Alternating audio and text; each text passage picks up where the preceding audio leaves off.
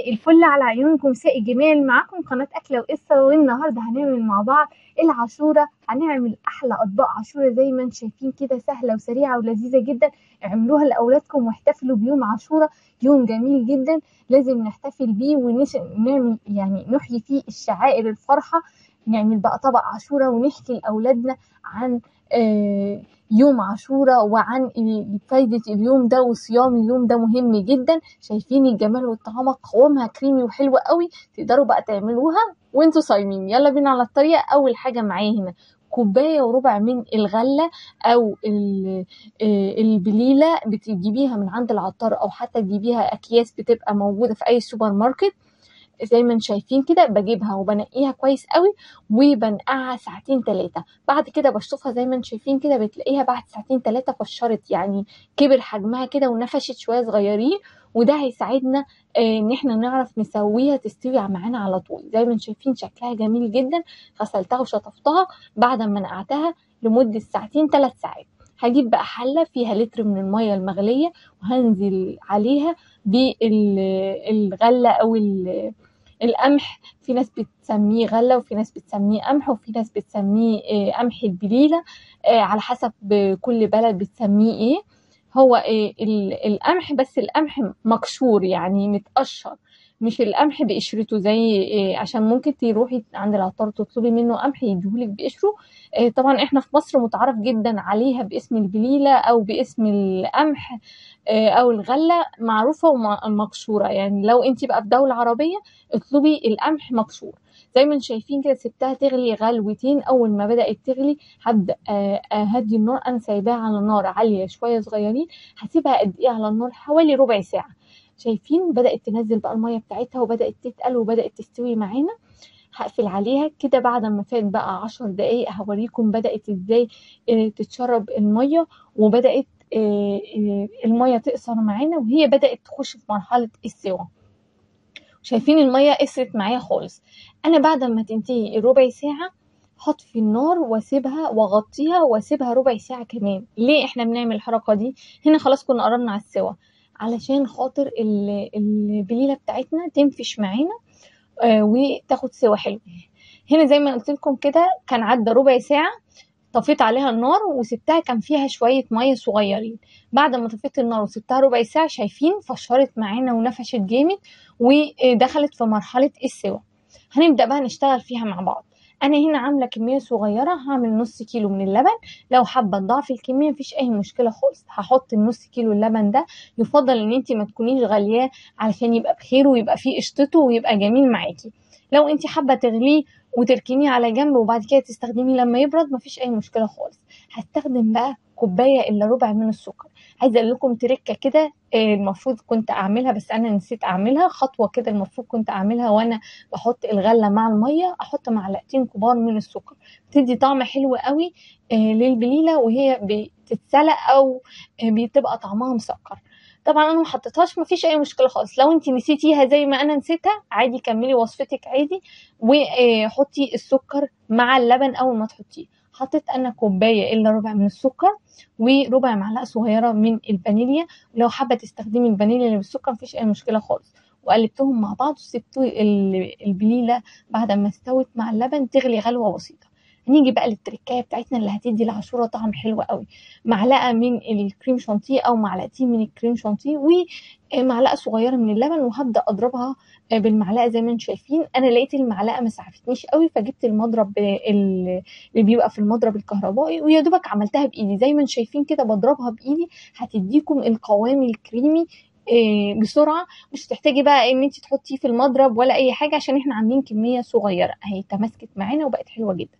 هنركنها على جنب بقى، وبيبقى معاكي نص كوبايه من اللبن واللبن يكون بارد. هحط فيه معلقتين كبار من النشا، يعني نص كيلو لبن عليه معلقتين كبار من النشا. والتركه بقى دي اختياري، ممكن تستغني عنها لو مش متوفره. معلقه كبيره من اللبن البودره بتدي طعم حلو قوي، طعم غني ونكهه كده جميله، وبتعزز القوام الكريمي بتاع العاشوره. يلا بينا ناخد بقى الحاجات دي بعد ما قلبنا النشا كويس قوي على البارد. ولاحظوا ان انتوا لو قلبتوا النشا وركنتوه على جنب مع اللبن قبل ما تيجوا تحطوه في اللبن ترجعوا تقلبوه تاني، لان هو بيترسب في القاع بتاع الكوبايه. يلا بينا بقى على الحله بتاعتنا. اهو اللبن بتاعنا خلاص بدأ يغلي مع البليله. هنزل بقى عليه الاول بمعلقه بتاعه الكريم شانتيه اللي احنا ضربناها دي. انا صراحه استخدمت معلقتين كبار من الكريم شانتيه عشان يدوني غناوه كده ويدوني طعم حلو. لو مش متوفر عندك مفيش اي مشكله خالص، ممكن تستبدليهم بمعلقه من القشطه وممكن تستغني عنه خالص. بس انا بقولك كل الاسرار اللي بتخليكي تاكليها عند اي محل بيعمل العاشوره، بتديكي النكهه الحلوه والطعم الحلو. هنزل بقى كمان بنص كوبايه اللبن اللي مع النشا، وابدا اجيب المضرب بقى اليدوي وابدا اضربهم كده. ايدك ما تسيبهمش بقى عشان احنا مش عايزين النشا يتكتل معانا. والخطوات اللي احنا عملناها دي خلت البليله كده نافشه معانا، مش بتترسب في القاع. لما تيجي تغرفيها بقى في الاطباق بتاعتك هتلاقي كل الاطباق بتاعتك فيها من البليله، وهتطلع معاكي حلوه جدا. زي ما انتم شايفين القوام كريمي جدا وحلوة قوي وغنية، والبليلة متوزعة معانا كويس قوي. هو ده بقى القوام بتاع المحلات، حلو قوي. اول ما يدوبك تغلي غلوة بسيطة كده مع البليلة وتبدأ تتقل معانا، هطفي النار.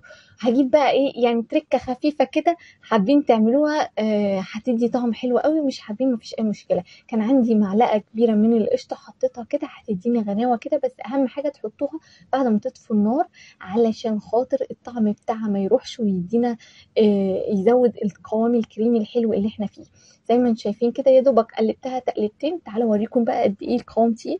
شايفين الجمال؟ مفيش احلى ولا اطعم من احلى اطباق عاشوره تعملوها لاولادكم وتفرحوهم في يوم زي ده.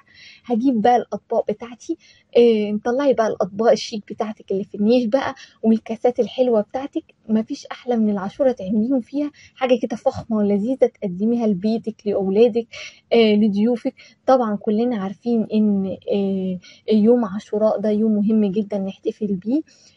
القصة بقى بتاعت عاشورا دي ان ربنا في اليوم ده شق البحر لسيدنا موسى وقومه اللي كانوا معاه ونجاهم من فرعون. فسيدنا موسى شكر ربنا وكان بيصوم اليوم ده. فلما جه الرسول عليه الصلاة والسلام وفتح المدينة سأل قوم اليهود هم صايمين ليه، وقالوا له انه فسأل اليهود انتوا صايمين ليه؟ فقالوا ان هم صايمين علشان خاطر ربنا نجى سيدنا موسى. فقال الرسول عليه الصلاة والسلام نحن أحق بهذا اليوم منكم. فطبعا الرسول عليه الصلاة والسلام صام اليوم ده، ويفضل ان انتوا تصوموا معاه يوم تسوعاء. يعني تسوع وعاشوراء الصيام فيهم مستحب وجميل جدا وثوابه عظيم. طبعا احنا لازم نقول القصة دي لأولادنا عشان يحتفلوا بيوم زي ده، وبنعمل لهم طبق العاشوراء احتفالا بان ربنا نجى سيدنا موسى وقومه. شايفين الجمال والطعام، قوام كريمي لذيذ وحلو قوي. طبعا احنا هنغرفها ونسيبها تبرد تماما على الرخامه، وبعد كده هنزينها مع بعض. التزيين بقى عايزاكي تدلعي نفسك، تقدري تزينيها بقى بشويه سوداني وزبيب بفستق كداب، تقدميها كده ساده مفيش اي مشكله خالص، هتطلع طعمها حلو ولذيذه قوي. ممكن تزينيها بشويه من المكسرات عندك، اي حاجه متبقيه عندك من رمضان، شويه زبيب، حبه فستق، شويه بندق، عين جمل ممكن تحطيها على الوش. اي حاجه عندك متوفره من المكسرات. ما عندكيش خالص ممكن تيجي تحطي شويه من جوز الهند او السوداني او تقدميها ساده. انا النهارده هزينها من على الحواف كده بالسوداني المجروش او المكسر كده تكسيره بسيطه، وهزينها بقطع اللوز بتطلع شكلها حلو قوي وجميله قوي. زي ما قلت لك ابدعي انت وزيني بالطريقه اللي تعجبك. اهم حاجه تعملي الوصفه دي بحب وتدلعي اولادك وتحتفلوا بيوم زي ده. طبعا يوم مهم جدا عندنا في ديننا واحنا محتاجين نحتفل بيه. طبعا شكل الطبق غني وجميل وحاجه تفتح النفس. جربوها حلوه قوي بقى. تقدروا بقى تعملوها. لو احنا طبعا بنعملها في الشتاء هنستناها تبرد على الرخامه وعلى طول بالمعلقه وناكل.